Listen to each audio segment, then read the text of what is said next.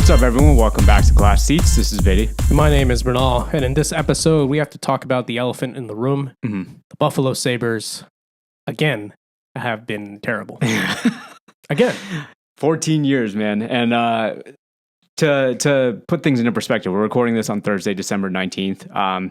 They have currently lost 11 in a row. Terry Pegula, the owner of the Bills and the Sabres, met with the team and gave them a nice little motivational talk in Montreal before they got clapped 6-1.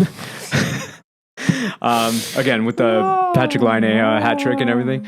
And at this point, I'm not sure. By the time this episode comes out, they'll have played Toronto and maybe a couple other teams. Maybe the streak's over for all we know. It's hard to say. It still happened. Yeah, what's that? But it still happened. Yeah, it still happened.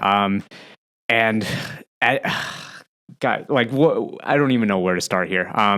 There's been so many players on this roster that have gone on to win Stanley Cups on different teams. And I'm sure the amount of draft picks and acquisitions and trades they've made, you could probably build a cup winning roster based off of that. But something happens when you go to Buffalo, New York, and things just die. So I would love to know what your theory is behind this, or where do you even start with this team? I mean, I think you're seeing the benefit of veterans in a rebuild, right? When Buffalo did their latest rebuild, they shipped everything out, right? Right. And then they just brought in young players and played them and said, okay, you guys figure it out. The AHL team, essentially. Yeah, and they really didn't figure it out, Yeah. right? And it's not till like the last year or two that a first overall pick like Rasmus Dahlin really started being a first overall pick, right? Yeah. The only player I can think of in recent memory that developed what we would say properly is probably Tage Thompson. Besides all of that, like... He was traded too, so... Yeah, but I still developed in Buffalo. Yeah, right? Fair enough. Yeah. And, you know, you're seeing the benefit of having veterans around. Yes. Right? Like, I'm not saying go full Chicago and be only veterans, but having veterans around can help you ease that transition, can shield your young guys. These guys had to figure out how to play in the NHL and how to deal with NHL things like media and all of that. Yeah. All at once. Yes. Right? Versus, you know... By themselves, too. Yeah. Yeah. Versus if you have a few veterans around, they can do like the media, charity, all that other responsibility stuff, and you can just let the young guys focus on playing. Yeah. Right? So without that development, this is what you get, right? It's kind of a mess right now. Yeah. It's hard to say. Because I feel like they have, I can't speak for a fact. I don't know how long Kevin Adams has been there in terms of just general management, but like it seems like it's been the same general manager for a while. And again, he's the one responsible for building a team. If you have some or if you don't have enough veterans to help these young guys out, is he not the one to blame? Yeah, he would be the one to blame. Yeah. Right? I mean, he was the one in charge of his latest rebuild. Yes. Right? And if he didn't do it properly, then he's the one to blame. But he's also come out and said that he believes the fix is in the locker room and he doesn't want to make any more big trades. Right. So like in terms of just what sports psychology, does the whole team just need to... Yeah, he's basically telling them to pull themselves up by the bootstraps, right? Right. But like, does that actually work? I don't know. No. Like, especially for 14 friggin' years. Like it's ever since Terry Pegula bought this team, I don't even know if I'm saying his name right, but who cares? Ever since he bought this team, they have not made the playoffs. And like, it's pretty much almost immediate. Maybe they made it the first season, but after that, they have missed the playoffs.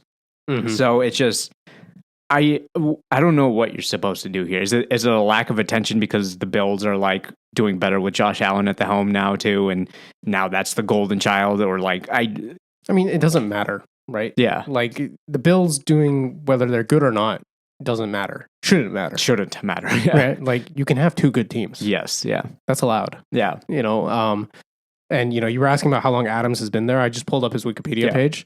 In 2011, Adams was assistant coach of the Sabres. Okay. He has since worked his way up the org, and since 2020, he has been the general manager.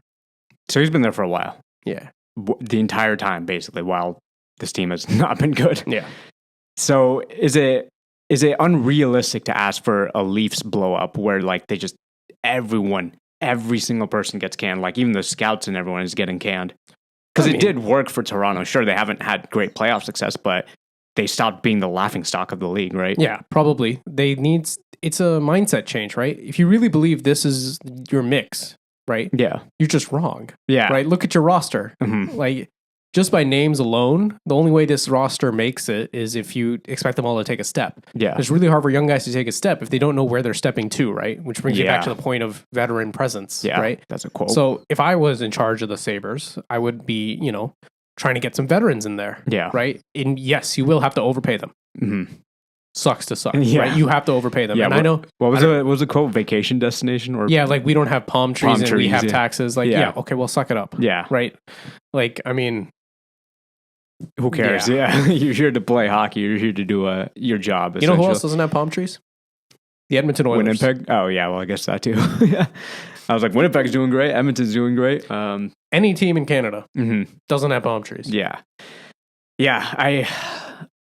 Do you think they should change the jerseys? I know this is crazy, but what the fuck does jersey have to do with it? You think it's a jersey curse at this point? The goat head jersey? Yeah, because they play really well in those jerseys for the most part. I think you just want the goat head back. They're so much better. I'm sorry, guys. The blue and it's outdated. You guys have had good variations of it, but nothing compares. You know what? Fuck it. Steer into the course. Bring the banana slug back. Yeah, when was the last time? What was the jersey they were wearing the last time they made the playoffs? Was it not the goat head? I don't think so. I mean, it was like what in 2009, 10, somewhere around there. 10. That was probably either the Buffalo Slug. Is that what it was called? Yeah, the Buffalo Slug. Yeah. That or just some other horrible variation. So it was the Buffalo Slug. Yeah, there you go. Yeah, just put that back on that team until until they're winning again. I don't know. It's at this point it's really hard to fathom a 14-year drought, and it's honestly impressive that a team can miss the playoffs that long and not be, in the relocation talks, I guess. Because look at Arizona. They at least made the playoffs a few times, right? Here and there. Still didn't work out for them ultimately due to bad ownership and stuff like that. But how do you not make it just out of fluke once? Yeah. There's also been so many X factors, a pandemic, a shortened season, a play-in tournament. Columbus beat Toronto in that play-in tournament and made the playoffs, right? So guys, come on. What the hell, man? And every team in your division also went through a rebuild at some point. Yeah. With the exception of, I think, Boston. Yeah. Right? Yeah. They all, Florida went through a rebuild. Tampa went through a rebuild. Montreal, Ottawa, Toronto all went through rebuilds at the same time as you. Mm-hmm. And you weren't able to take the advantage of a weaker division. Yeah. It's just... I'm really at a loss for words. And I feel for Sabres fans because they're the ones who have to deal with this shit. Mm-hmm. But it just...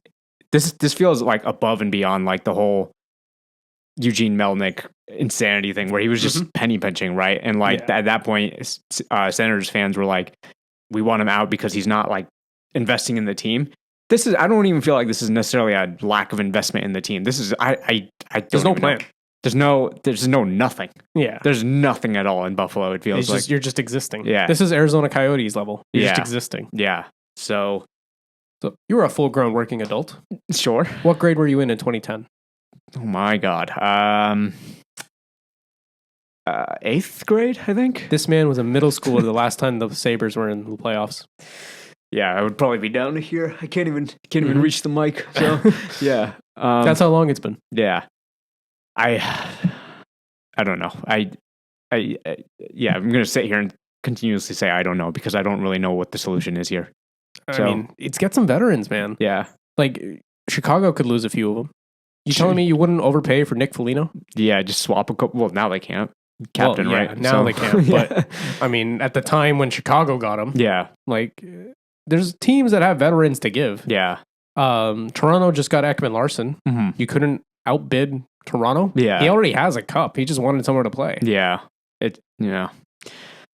Yeah, maybe this is a lack of investment in the team, then who knows? And if you're going to sit there and bitch about, I don't have palm trees or whatever, you're the GM. Yeah. Fucking figure it out. Yeah. It's your job. Yeah. People want to play in Edmonton, not just because of Wayne Gretzky or Connor McDavid. Yeah. It's a successful franchise otherwise, too. People want to win. People want to win, and Buffalo doesn't have that. Above and beyond, people will go play Connor Hellebuyck, Mark Scheifele, 8-year, $8.5 million. Re-signed in the winter hellhole, as people like to call it. No palm trees there, but that team is on top of the league right now. Two things motivate players: winning and money. Yeah. If you're not winning, you need to pay them. If you are winning, you can afford to pay them less. Yeah. So right now, you need to pay them, and you need to suck up the pain of having to overpay for a little bit. Yeah. And that's just how a rebuild works. I think the whole just saying the solution is a locker room is just an incredibly ignorant take. Yeah. That is a stupid ass take. Yep. So, well, we'll see if he's around much longer. Yeah, I'm going to just leave it at that. Yep. Let us know your thoughts on the Buffalo Sabres in the comments below. If you like this episode, drop a like on it. Hit subscribe if you want more Glass Seats. We have multiple episodes out every week. See you in the next one. Peace.